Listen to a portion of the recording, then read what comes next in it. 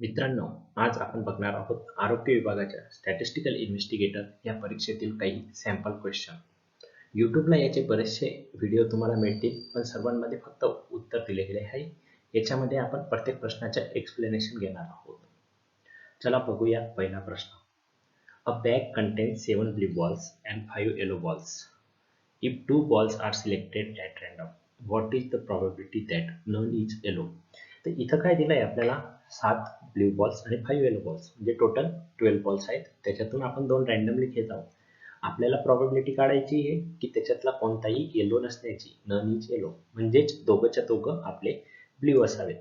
तर 2 ब्ल्यू येण्याची प्रोबॅबिलिटी म्हणजे आपण किती वेळेस 2 ब्ल्यू घेऊ शकतो? 7 ब्ल्यू बॉल आहेत त्याच्यातून 2 म्हणजे ते येणार 7C2 आणि टोटल बॉल आपले 12 मधून आपण 2 सिलेक्ट करणार, तर ते किती वेळेस करू शकतो? 12C2. म्हणजे हे काय आलं आपल्याला 7C2 divide by 12C2. 7C2 म्हणजे काय करावं लागेल? 7 into 6 डिवाइड बाय 2 आणि 12C2 म्हणजे 12 into 11 डिवाइड बाय 2.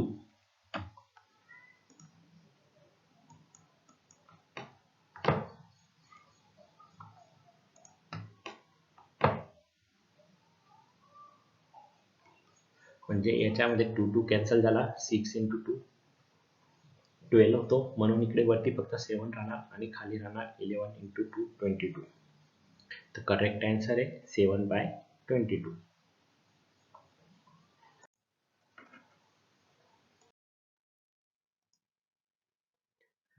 आता पुढचा प्रश्न बघूया. Damodar is 26 years older than his son. In 4 years, his age will be twice the age of his son. The present age of his son is.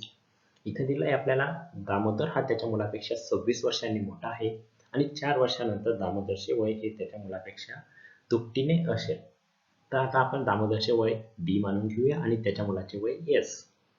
तर मग आता आपण त्यांच्या दोघांच्या वयामध्ये फरक किती आहे? 26 वर्ष. म्हणजे D minus S equal to 26. हे आपलं पहिलं इक्वेशन झालं. आणि आता 4 वर्षानंतर म्हणजे दामोदरचे वय राहील डी प्लस 4 आणि ते राहणारे त्याच्या मुलाच्या वयापेक्षा डबल. म्हणजे त्याच्या मुलाचे वय किती राहील 4 वर्षानंतर? एस प्लस 4 म्हणजे D plus 4 equal to 2s plus 8 म्हणजे D minus 2s equal to 4. हे आपलं इक्वेशन नंबर झालं 2. आता इक्वेशन 1 मधून आपण इक्वेशन 2 वजा केलं तर आपल्याला काय मिळेल? आपण करून बघूया. D minus S equal to 26 आणि D minus 2s equal to 4. याच्यातून आपण हे वजा करतोय तर हा वजा होईल. इथं हा वजा वजा अधिक होऊन जाणार आहे आणि हा इथं वजा. हा 2s वजा s म्हणजे s बरोबर 26 वजा 4 22. म्हणजे त्याच्या मुलाचं वय प्रेझेंट एज किती येणार आहे? 22 इयर्स. आता आपण बघूया पुढचा प्रश्न. बघूया.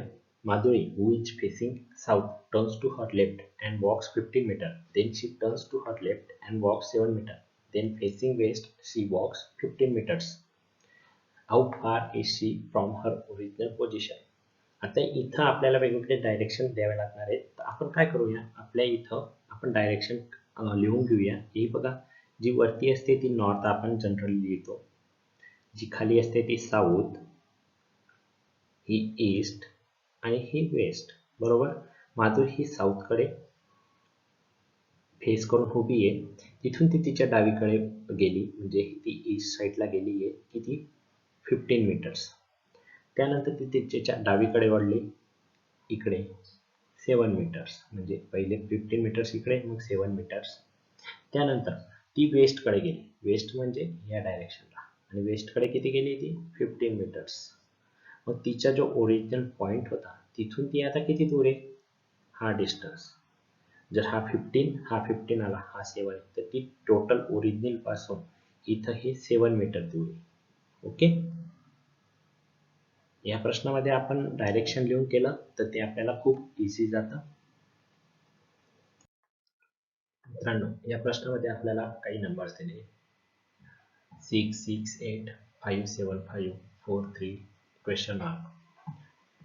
एक प्रश्न आपण कॉलम वाईज पाहिजे तर आपल्याला लक्षात येईल. फर्स्ट कॉलम आहे 6 5 4, 6 × 5 × 4 इक्वल टू त्यांची मल्टिप्लिकेशन येणार 6 × 5 30, 30 × 4 120. दुसरा कॉलम आपण बघणार 6 × 7 × 3, 7 × 3 21, 21 × 6 126. थर्ड कॉलम आपण बघणार 8 × 5 40, बरोबर. आणि इथं आपला उत्तर यायला पाहिजे 320. म्हणजे 40 मल्टिप्लाय बाय काय केलं की 320 येणार. 40 × 8 आपण करू तर 320 आन्सर येणार. तर इथं करेक्ट आन्सर आहे 8. आता पुढील प्रश्न. Deepak has some hens and some goats. दीपककडे काही कोंबडी आणि काही बकरी आहेत. If total number of animal heads is 90. म्हणजे त्याचे जे टोटल जे एनिमल आहेत त्यांची डोकं, प्रत्येक प्राण्याला एकच डोकं येणार आहे त्याच्यात, ते टोटल आहेत 90. And total number of animal feet is 248. ते टोटल सर्व प्राण्यांचे पाय हे 248 आहेत. What is the total number of goats Deepak has. तर टोटल त्याच्याकडे किती बकऱ्या आहेत हे आपल्याला काढायचे आहे.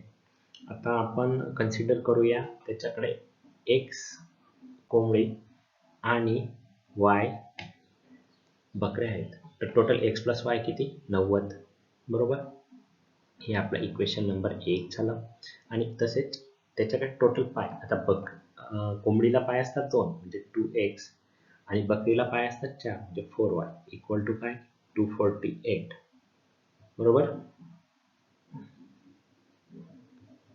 2. आता आपण हे दोघं इक्वेशन सॉल्व्ह करूया.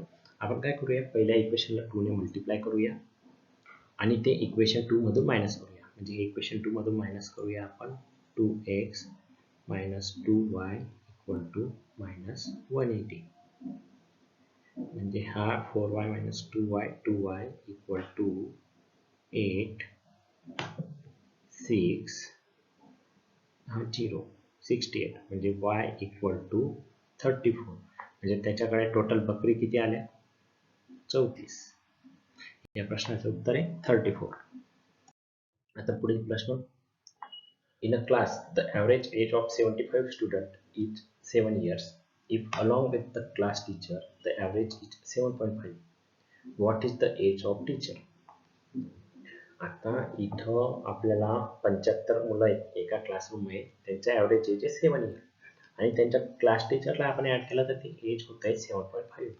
याच्यासाठी मी एक शॉर्टकट पद्धत तुम्हाला सांगतो की इथं टोटल आता आपण 76 मुलं टोटल कन्सिडर करू. 76 इथं म्हणजे 75 मुलं आणि 76 टीचर असं टोटल 76 लोकांचं आहे. तर इथं आपण फरक जो ॲव्हरेज एज मध्ये पडणार आहे तो 0.5 आहे.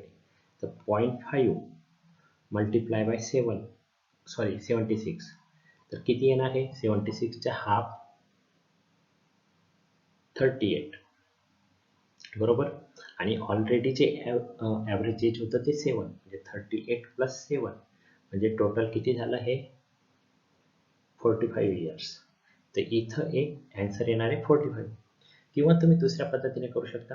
75 स्टुडंट आणि त्यांचे ॲव्हरेज एज 7, त्याचे येणार गुणाकार हा 525 आणि त्यांचे टीचर ॲड करून 76 आणि ॲव्हरेज एज येणार 7.5.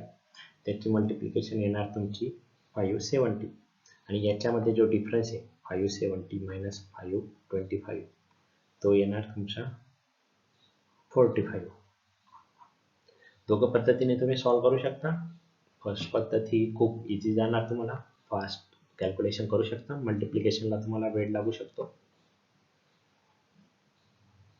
आता बघूया पुढचा प्रश्न. हा थेरॉटिकल प्रश्न आहे. A numerical value use as a sum measure for a sample such as sample mean is known as. Sample mean जो असतो म्हणजे सॅम्पल मीन वगैरे ह्या न्यूमेरिक व्हॅल्यू असतात सॅम्पलच्या, तर त्यांना काय म्हटलं जातं हे विचारलंय. आता इथं पहिला ऑप्शन आहे पॉप्युलेशन पॅरामीटर, बरोबर. Population parameter. आता आपल्याकडे सॅम्पल दिलं आहे तर पॉप्युलेशनचे ते पॅरामीटर नाही म्हणजे कॅन्सल झालं. दुसरं आहे सॅम्पल पॅरामीटर. पॅरामीटर हे पॉप्युलेशनसाठी असतात, सॅम्पलसाठी नसतात. आणि डी ऑप्शन मध्ये पॉप्युलेशन मेन दिलं आहे. पॉप्युलेशन तर आपलं नाहीच आहे त्यामुळे तो संपला विषय. तर आपलं हे सॅम्पल स्टॅटिस्टिक्स राहतं. जे आपण सॅम्पलचे मीन स्टँडर्ड डिव्हिएशन वगैरे काढतो हे सॅम्पल स्टॅटिस्टिक्स असतात. तर इथं करेक्ट ऑप्शन आहे C.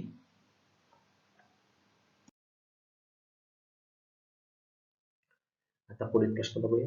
The variables whose calculation is done according to the weight, height and length and weight are known as. हे जे व्हेरिएबल आहेत हे सर्व कंटिन्युअस व्हेरिएबल्स आहेत. तर याचे आन्सर हे सी.